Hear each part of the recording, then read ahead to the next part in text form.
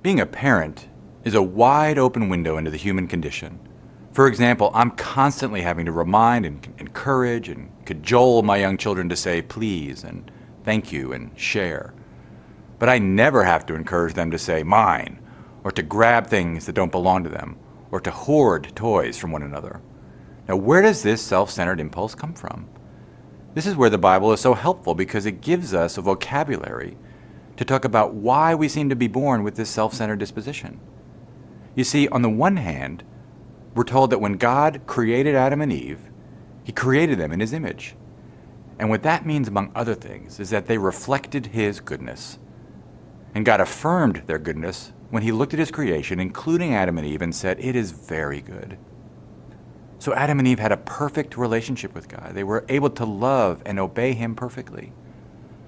But then we're told that Satan tempted them with the lie that God isn't good, that He can't be trusted, that real freedom is found apart from God and His law. And so when Adam and Eve believed and acted on that lie, Paul tells us in Romans 5 that sin entered the world the way virus enters your body, infecting all mankind from that time on. This is why from my earliest days and my children's earliest days, and in the future their children's earliest days, we all say mine. Now, this doesn't mean that people are devoid of all goodness. We're made in God's image, and therefore we're still capable of doing good and beautiful things.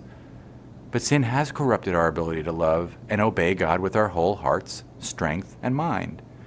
Sin has infected every part of us, so that we're all born in sin and guilt, corrupt in our nature, and unable to keep God's law. Let me give you one example that has helped me over the years. Imagine a hungry lion. And imagine putting 2 plates of food in front of him. One, a plate of raw red meat. The other, a plate of perfectly cooked string beans. Now, the lion can choose either one. But because of his nature, he's always going to choose the red meat. See, when Adam sinned as our representative, our nature became enslaved to sin so that we no longer want or seek God. But when Christ came, He was the second Adam. And where the first Adam failed, the second Adam succeeded. Where the first Adam brought death through his disobedience and selfishness, the second Adam, Jesus Christ, brought life through His obedience and sacrifice on the cross.